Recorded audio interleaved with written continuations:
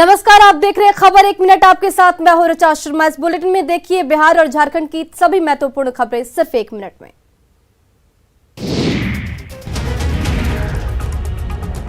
CM Nitish Kumar ने राज्य को करोड़ों की सौगात दी है। राज्य को आर्ट गैलरी और वीआईपी लॉन्च तक की सुविधाओं की सौगात मिली है। वीडियो कॉन्फ्रेंसिंग के जरिए सीएम नीतीश कुमार ने कई विभागों के भवन का उद्घाटन और शिलान्यास किया। इसमें बिहार सरकार के 16 विभाग शामिल हैं। इसी के तहत सीएम ने बेतिया में रमना मैदान के पास एसी ऑडिटोरियम का उद्घाटन भी किया। वीडियो कॉन्फ्रेंसिंग में सीएम नीतीश कुमार ने कहा कि न्याय और शांति के प्रति बिहार में एक से बढ़कर एक भवनों का निर्माण किया गया है, जो विश्व स्तरीय है। उन्होंने कहा कि जिस चीज का निर्माण होता है उसकी देखभाल भी जरूरी है। समय के साथ निर्माण कार्य और उसकी मॉनिटरिंग भी जरूरी है। हम भी पढ़े हैं इंजीनियरिंग का, तो जरा याद रखिएगा सब इंजीनियर लोग कि हमको मौका मिल गया लोगों की सेवा का, तो कृपा करके हम लोगों की सेवा कर रहे हैं। तो मेरी बात सब इंजीनियर लोग मान लीजिए कि जरा मेंटेनेंस वाले काम में खुद भी पूरे तौर पर लग जाइए।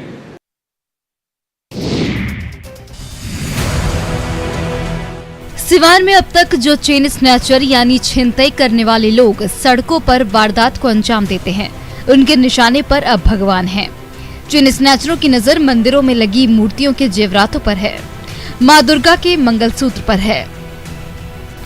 बस मंदिर में चेन छीनने का तरीका थोड़ा अलग होता है। मंदिरों में ऐसे बदमाश पूजा करने के बहाने आते हैं और फिर भगवान की मूर्तियों में लगे जेवरातों पर हाथ साफ करते हैं। सिवान के नगर थाना क्षेत्र में गांधी मैदान के पास माँ दुर्गा बुढ़िया माई मंदिर में चोरों ने वारदात को अंजाम दिया है। मंदिर में पहले ये चोर भगवान की पूजा करता दिख रहा है। इसके बाद भीड़ को भांपता है और पलक झपकते ही माँ दुर्गा के गले में लगी मंगलसूत्र को निकाल लेता है। लेकिन भगवान के घर में चोरों की तस्वीर सीसीटीवी के जरिए कैद हो गई। पुलिस अब इसी फुटेज के जरिए आरोपी की तलाश में जुट गई है।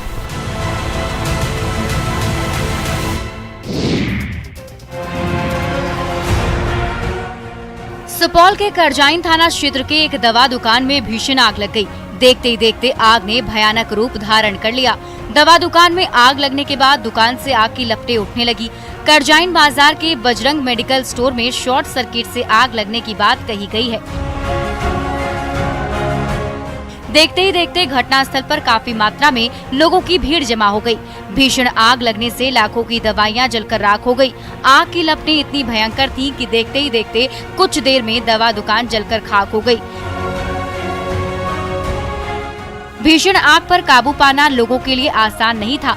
दुकानदारों ने अग्निशमन विभाग को इसकी खबर दी, जिसके बाद दमकल की गाड़ियों से इस विकराल आग पर काबू पाया गया। आग इतनी भीषण थी कि इसे बुझाने में 4 घंटे का वक्त लग गया, लेकिन तब तक 50 लाख रुपए से अधिक का नुकसान हो चुका था।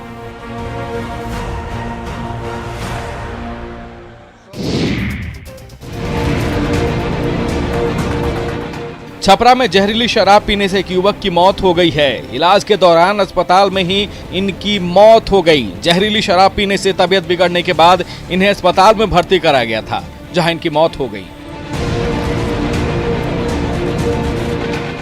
जहरीली शराब से मौत के बाद पूरे इलाके में हड़कंप है। जो लोग चोरी छिपे यहाँ शराब का सेवन करते हैं, उनमें डर का माहौल है। वहीं शराब माफिया भी डरे हुए हैं।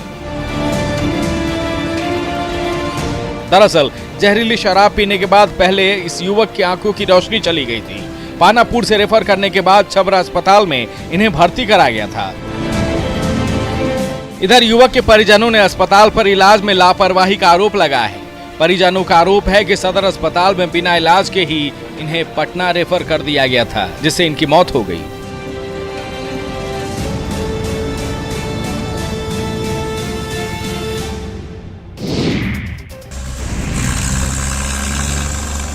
सिमडेगा के शंख, पालामाड़ा, कोलेरिबा और बानो के देव नदी से बालू का अवैध खनन जारी है।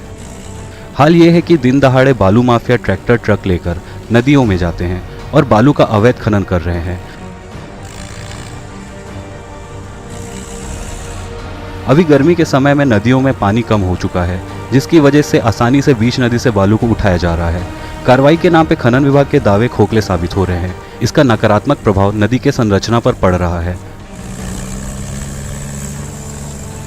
बालू माफिया धड़ल्ले से बालू को उठा रहे हैं और इसे झारखंड के अलावा बिहार भी सप्लाई कर रहे हैं। हर दिन सैकड़ों ट्रैक्टर बालू का उठाव इन 4 बड़ी नदियों से हो रहा है, जिससे सरकार को भी लाखों के राजस्व का नुकसान हो रहा है। इधर पूरे मामले पर खनन विभाग और प्रशासन आंख मूंदे बैठा है।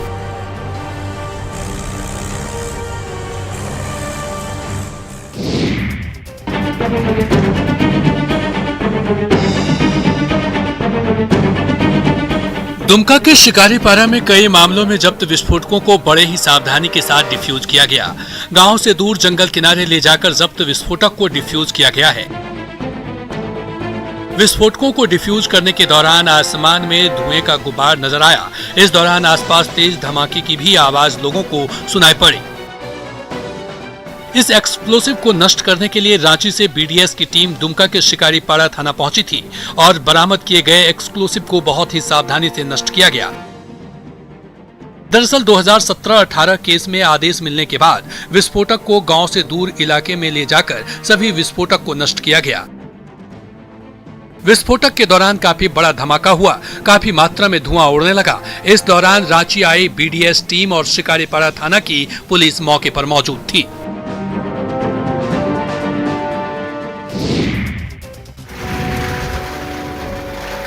भीषण गर्मी के बीच सिवान के लोगों को राहत मिली है। चिलचिलाती धूप से परेशान लोगों ने मौसम को करवट लेते देखा।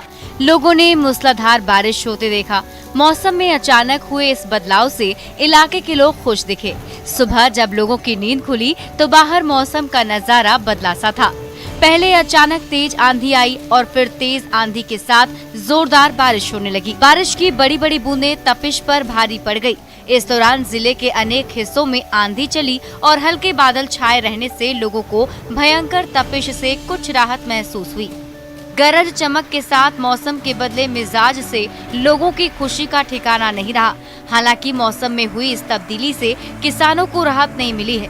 खलिहान में रखे गेहूं की फसल को तो नुकसान पहुंचा ही है, साथ ही बेमौसम हुई इस बारिश और आंधी से खेतों में लगी मौसमी सब्जी को भी नुकसान पहुंचा है।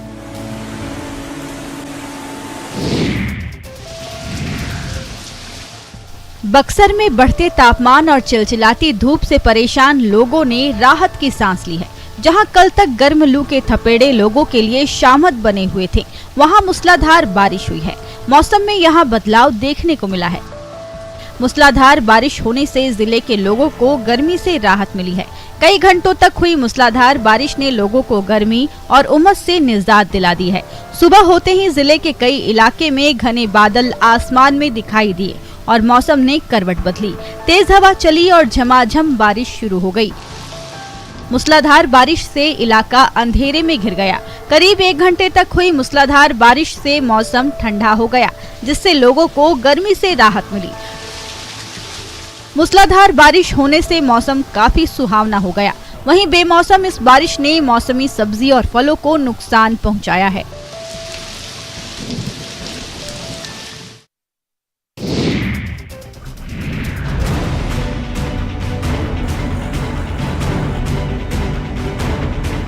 गुमला में अवैध रूप से संचालित ईंट भट्टों के खिलाफ प्रशासन सख्त कदम उठाते हुए भट्टों को तोड़ने का काम शुरू कर दिया है।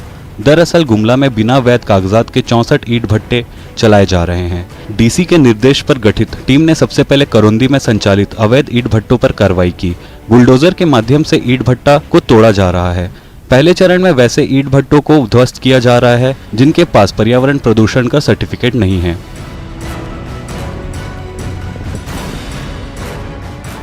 हालांकि गुमला जिले का अधिकांश क्षेत्र वाइल्ड लाइफ सेंचुरी में आता है, जहां किसी तरह का अवैध उत्खनन, क्रशर और ईंट भट्टों के संचालन पर प्रतिबंध है।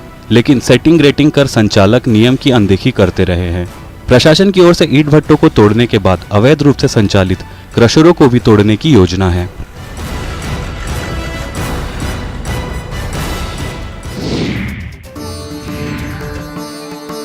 जमुई जिले के सिकंदरा प्रखंड स्थित कुमार गांव में तालाब की खुदाई के दौरान शिवलिंग मिलने की खबर जैसे ही गांव के लोगों को मिली, लोगों की भीड़ वहां जुटने लगी। लोगों ने 3 फीट लंबे शिवलिंग को कंधे पर उठा लिया। पूरा इलाका हर हर महादेव के जयकारे से गूंज उठा। मौके पर मौजूद लोगों ने शिवलिंग के पास स्थित मंदिर परिसर में लाकर उसकी पूजा अर्चना शुरू कर दी। मामले की जानकारी मिलने के बाद दूसरे जगहों से भी लोग यहां पहुंचे। दरअसल सिकंदरा के कुमार गांव स्थित सालों पुरानी मां नेतुला मंदिर परिसर में तालाब की खुदाई की जा रही है। तालाब खुदाई के दौरान अचानक शिवलिंग के आकार का 3 फीट का एक प्राचीन पत्थर मिला। तालाब खुदाई के दौरान ही यहां से एक दिन पहले भी एक और पत्थर की मूर्ति मिली थी, जिसे ग्रामीण मां पार्वती की मूर्ति बता रहे हैं।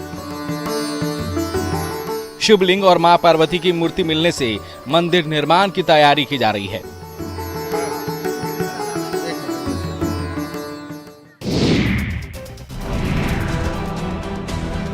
राजधानी रांची के पार्क संचालक नगर निगम के फरमान से परेशान हैं। पार्क संचालकों की परेशानी टैक्स वसूली को लेकर है। दरअसल रांची नगर निगम ने रांची के तमाम पार्क संचालकों को बकाया देने का फरमान सुना दिया है।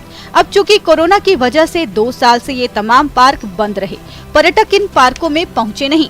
पार्क संचालकों का कहना है कि पार्क में जो लोग टिकट लेकर आते हैं, उनकी बदौलत ही पार्क का संचालन किया जा रहा है और पर्यटकों से मिले पैसे से ही निगम को टैक्स भी दिया जाता है। लेकिन सरकार के निर्देश से कोरोना में तमाम पार्क बंद पड़े थे।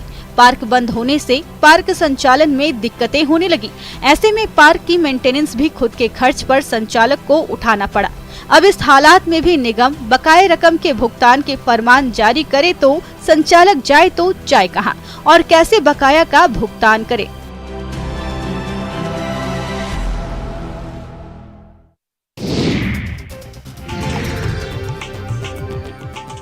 विश्व प्रसिद्ध श्रावणी मेला में अब 2 महीने ही बचे हैं, लेकिन जिला प्रशासन की ओर से जैसे तैयारी होनी चाहिए थी वो कहीं नजर नहीं आ रही है, जिससे कि श्रावणी मेले के आयोजन पर इस बार भी संशय बरकरार है। हालांकि सुल्तानगंज नगर परिषद का दावा है कि मेला को लेकर नगर परिषद अलर्ट मोड में है। जिला प्रशासन का आदेश आते ही नगर परिषद अपनी तैयारी शुरू कर देगा। इस बार पूरी उम्मीद है कि श्रावणी मेला का आयोजन बहुत अच्छे तरीके से एक भव्य वातावरण में संपन्न होगा। दरअसल श्रावणी मेले की तैयारी मई से ही शुरू हो जाती थी, लेकिन इस साल अभी तक कोई तैयारी नहीं की गई है। कोरोना की वजह से पिछले 2 साल से मेले का आयोजन नहीं हो पा रहा है। हालांकि मेले के आयोजन को लेकर डीएम ने अधिकारियों के साथ समीक्षा बैठक की थी और तैयारियों को लेकर आदेश भी दिए हैं, लेकिन मेले का आयोजन होगा या नहीं इस पर संशय बरकरार है। वहीं मेले पर ही आश्रित रहने वाले दुकानदार भी मेले को लेकर परेशान हैं।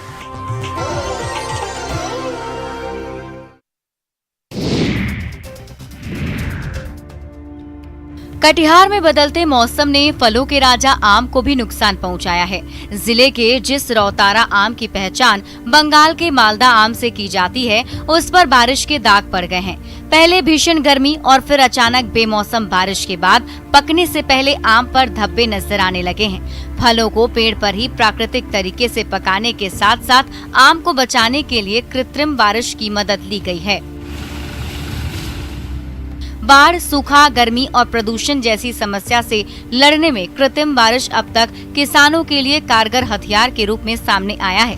किसान आम के इन फलों को बेचने के लिए पेड़ों पर कृत्रिम तरीके से पानी की बौछार करवा रहे हैं। किसानों को उम्मीद है कि पानी की बौछार के साथ हर आम के पेड़ के पत्ते तक पानी पहुंचा देने से आम को बीमारी से बचाया जा सकेगा। साथ ही साथ अच्छे आम भी पेड़ से ही मिलेंगे।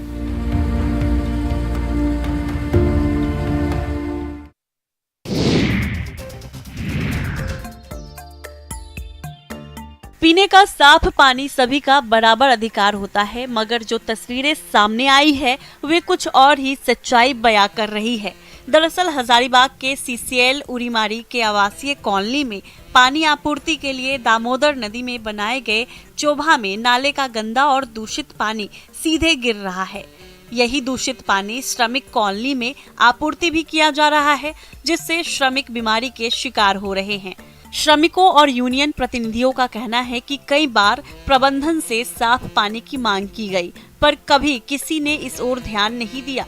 सीसीएल प्रबंधन ने चोभा के पास फिल्टर प्लांट तो लगाया है, पर वह भी काम नहीं करता और चोभा का पानी सीधा पाइपलाइन से सप्लाई कर दिया जाता है। इस गंदे पानी को पीने के कारण कई श्रमिक बीमार पड़ गए हैं और दूषित जल पीने के कारण श्रमिकों के बच्चों में कई तरह की बीमारियां देखने को मिल रही हैं।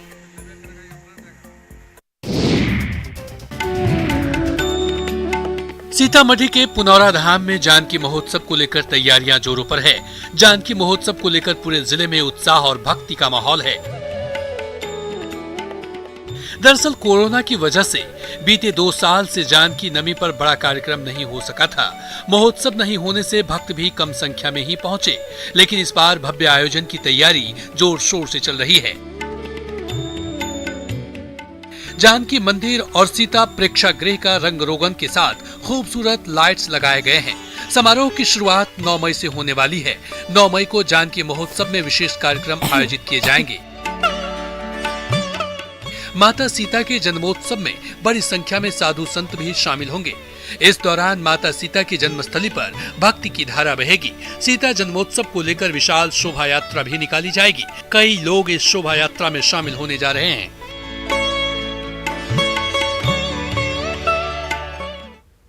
और फिलहाल इस बुलेटिन में बस इतना ही। बने रहे न्यूज़ 18 बिहार झारखंड के साथ।